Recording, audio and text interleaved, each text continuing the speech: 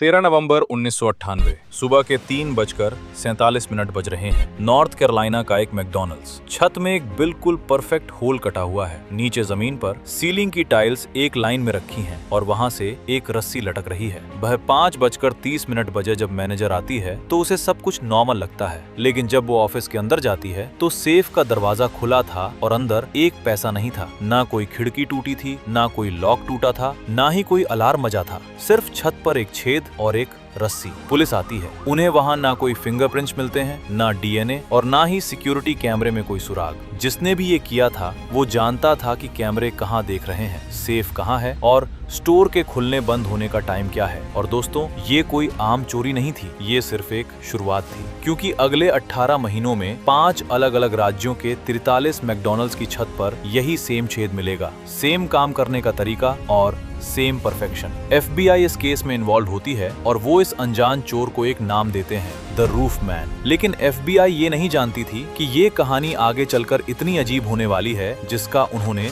सपने में भी अंदाजा नहीं लगाया था। क्योंकि रूफ मैन सिर्फ छत से आकर चोरी नहीं कर रहा था, वो उसी बिल्डिंग के अंदर छुपकर उनके आने का इंतजार कर रहा था। मिलिए जेफरी मैनचेस्टर से। 20 साल की उम्र में जेफरी की शादी हो गई और उसके 3 बच्चे हो गए। परिवार पालने के लिए उसने मैकडॉनल्ड्स में काम करना शुरू किया। वहीं उसने मैकडॉनल्ड्स के हर सिस्टम, कैमरे और सेफ की लोकेशन को बारीकी से समझ लिया। लेकिन वहां की सैलरी काफी नहीं थी। 1992 में जेफरी ने यूएस आर्मी ज्वाइन कर ली, एक पैरा ट्रूपर के तौर पर। आर्मी की ट्रेनिंग ने उसको पूरी तरह बदल दिया। रस्सी से लटकना, बिल्डिंग पर चढ़ना, हथियारों का इस्तेमाल और घंटों तक बिना हिले डुले एक जगह पर छुपकर बैठे रहना। जेफरी इसमें एक्सपर्ट बन चुका था। लेकिन 4 साल बाद जब वो आर्मी से बाहर आया तो उसके ऊपर भयंकर कर्जा हो चुका था। 1999 आते आते उसकी शादी टूट गई, बच्चों का साथ छिन गई और वो कर्जे में डूब गया। जेफरी अकेला अपने अपार्टमेंट में बैठा था। उसके बैंक में सिर्फ $147 बचे थे। तभी उसके दिमाग में एक आइडिया आता है। उसकी आर्मी ट्रेनिंग और मैकडॉनल्ड्स का एक्सपीरियंस। उसने सोचा, सिर्फ एक चोरी करूंगा ताकि कर्जे चुका सकूं, उसके बाद कभी नहीं। इमेजिन कीजिए, आप मैकडॉनल्ड्स के एम्प्लॉय हैं। रात के 11 बजे आपने रेस्टोरेंट लॉक किया और घर चले गए। लेकिन अंदर एक स्टोरेज क्लोजेट के घुप अंधेरे में 27 साल का ये एक्स आर्मी सोल्जर घंटों से बैठा है, बिना हिले, बिना आवाज किए। वो सिर्फ इंतजार कर रहा है। सुबह 5:30 बजे जैसे ही मॉर्निंग शिफ्ट वाले ताला खोलते हैं, जेफरी अपना मास्क पहनता है, गन निकालता है और बाहर आता है। वो चिल्लाता नहीं है, वो आराम से कहता है, कोई हर्ट नहीं होगा, बस फ्रीजर में चले जाओ, तुम वहाँ सेफ रहोगे। वो उन्हें फ्रीजर में लॉक करता है, ऑफिस में जाता है। सिर्फ 11 मिनट के अंदर वो पैसे लेता है और बाहर निकल जाता है। 43 बार उसने यही तरीका आजमाया और हर बार वो सक्सेसफुल रहा। मई 2000 तक जेफरी लगभग $1,80,000, करीब 1.5 करोड़ रुपए चुरा चुका था। वो इस काम में इतना एक्सपर्ट हो गया था कि अब उसे थोड़ी बोरियत होने लगी थी और यही ओवर कॉन्फिडेंस उसकी सबसे बड़ी गलती बनी। 20 मई 2000 जेफरी डिसाइड करता है कि वो एक ही दिन में 2 मैकडॉनल्ड्स लूटेगा। पहली चोरी बिल्कुल परफेक्ट रही, लेकिन जब वो दूसरे स्टोर में घुसा तो एक एम्प्लॉय ने बहादुरी दिखाते हुए चुपके से साइलेंट अलार्म दबा दिया। जेफरी को लगा सब परफेक्ट है, लेकिन जब वो पैसे लेकर बाहर निकला तो बाहर पुलिस उसकी गाड़ियों के साथ तैयार खड़ी थी। जेफरी अपनी गाड़ी छोड़कर भागता है। वो अपनी आर्मी ट्रेनिंग का पूरा फायदा उठाता है, दीवारें फांदता है,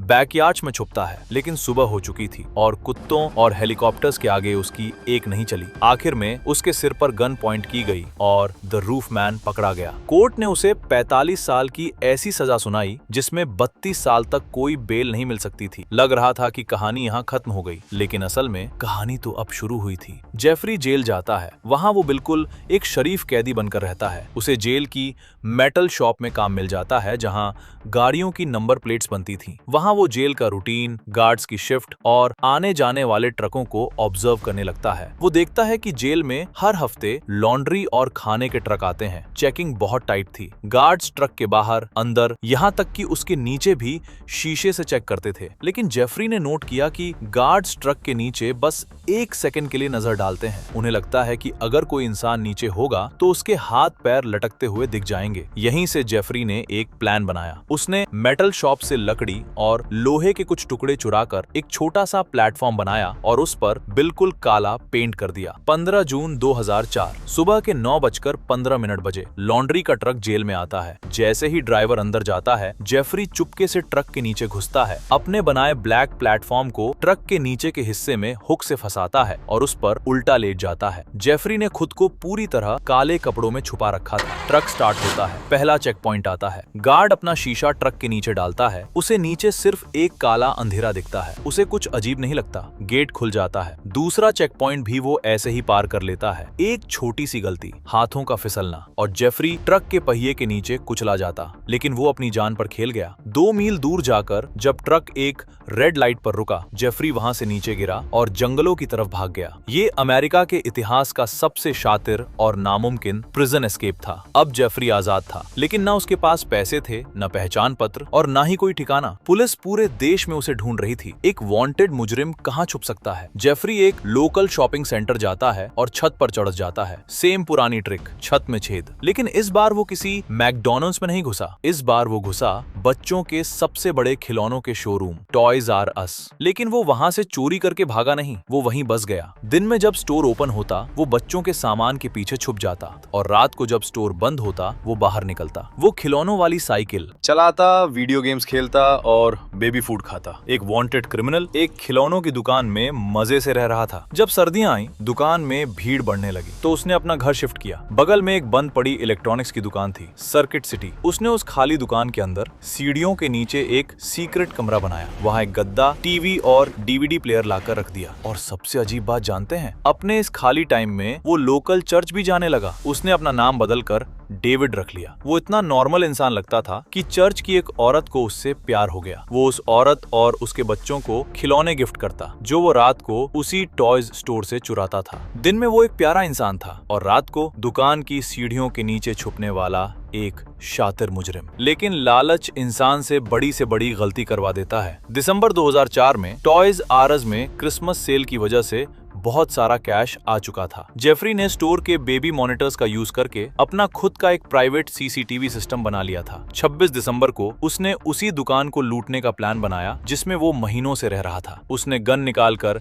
एम्प्लॉयज को डराया, लेकिन इस बार 2 एम्प्लॉय पीछे के रास्ते से भाग गए और उन्होंने पुलिस को कॉल कर दिया। पुलिस तुरंत आ गई। जेफरी ने पैसे उठाए और भागकर सर्किट सिटी के अपने सीक्रेट कमरे में छुप गया। पुलिस ने पूरे एरिया को घेर लिया। ढूंढते ढूंढते उन्हें वो सीक्रेट रास्ता मिल गया और वो सर्किट सिटी में घुस गए। वहां उन्हें सीढ़ियों के नीचे एक पूरा अपार्टमेंट मिला, गद्दा, खाना, कपड़े। लेकिन जेफरी वहां से भाग चुका था। लेकिन जब पुलिस ने उस कमरे की तलाशी ली तो उनके चेहरे पर एक बड़ी सी स्माइल आ गई। उन्होंने देखा कि जेफरी के डीवीडी प्लेयर में कौन सी मूवी चल रही थी। वो मूवी थी catch me if you can. Police ने जेफरी की फोटोज हर न्यूज चैनल पर चला दी। 3 हफ्ते बाद पुलिस को एक टिप मिली। पुलिस ने उसे एक गली में राशन ले जाते हुए देख लिया। उसने फिर से भागने की कोशिश की, लेकिन 6 महीने का डर और थकान अब उस पर हावी थी। फाइनली वो पकड़ा गया। इस बार जज ने कोई रहम नहीं किया। उसे 80 साल की सजा सुनाई गई। उसका अगला रिलीज डेट 2036 है, जब वो 65 साल का हो जाएगा। उसे जेल के सबसे खतरनाक मैक्सिमम सिक्योरिटी सेल में डाल दिया गया, जहां कोई मेटल शॉप नहीं था और छुपने के लिए कोई ट्रक नहीं था। लेकिन दोस्तों, एक पैरा ट्रूपर कभी हार नहीं मानता। 2009 में